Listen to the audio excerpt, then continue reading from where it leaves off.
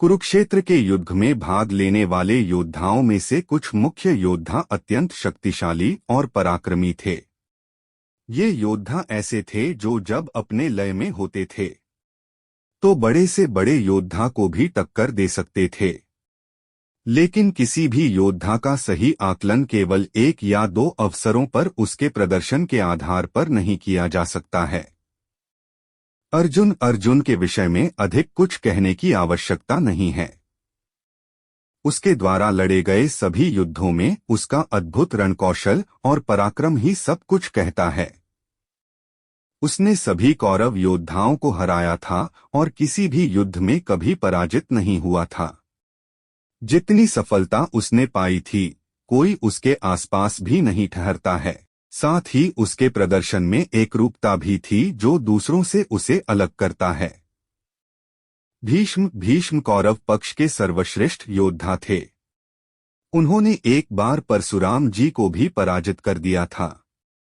भीष्म के धाराशायी होते ही कौरव सेना का मनोबल टूट गया और अगले 5 दिनों में ही वो हार की कगार पर पहुंच गई थी।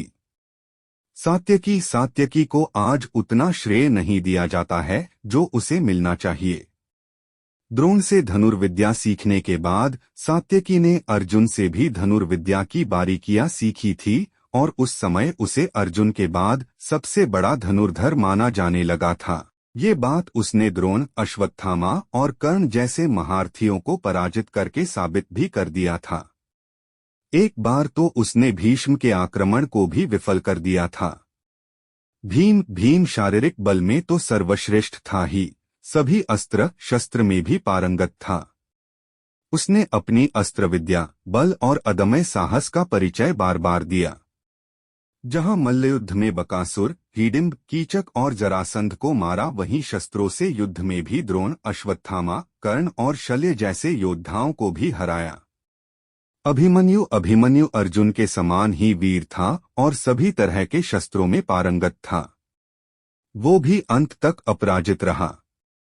कोई भी कौरव योद्धा अकेले उसे हरा नहीं पाया। उसका साहस अतुलनीय था। 13वें दिन उसके अद्भुत पराक्रम से यही सिद्ध होता है।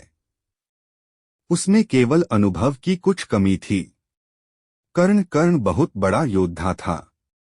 कुछ अवसरों पर उसने भीम और सात्यकी जैसे योद्धाओं को भी हराया था। अर्जुन से वो हर बार हारा ही था, लेकिन 17वें दिन अपने पुत्र की मृत्यु के बाद उसने अर्जुन को कड़ी टक्कर दी थी। पर अंततः अर्जुन के हाथों वीरगति को प्राप्त हुआ था। घटोत्कच इतना बड़ा योद्धा था कि उसे मारने के लिए कर्ण को इंद्र के वासवास्त्र का प्रयोग करना पड़ा था। अश्वत्थामा भी बहुत बड़ा योद्धा था। हालांकि उसमें साहस की कमी थी। वो अपने पिता के दिए दिव्यास्त्रों पर ज्यादा निर्भर रहता था। फिर भी उसे कई बार हार का सामना करना पड़ा था और कई बार उसने युद्ध क्षेत्र से पलायन भी किया था। द्रोण उस समय एक बड़ा नाम था, लेकिन महाभारत के युद्ध के समय उनकी चमक कुछ फीकी पड़ गई थी। उनके शिष्य उनसे आगे बढ़ गए थे।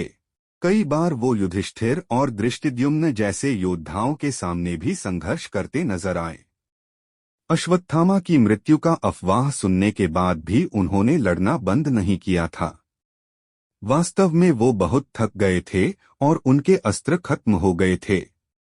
उनको दूसरे योद्धाओं से सहायता भी नहीं मिल पाई थी। उसी समय दृष्टिद्युम्न ने उन्हें मारा था। युधिष्ठिर भी कम बड़ा योद्धा नहीं था।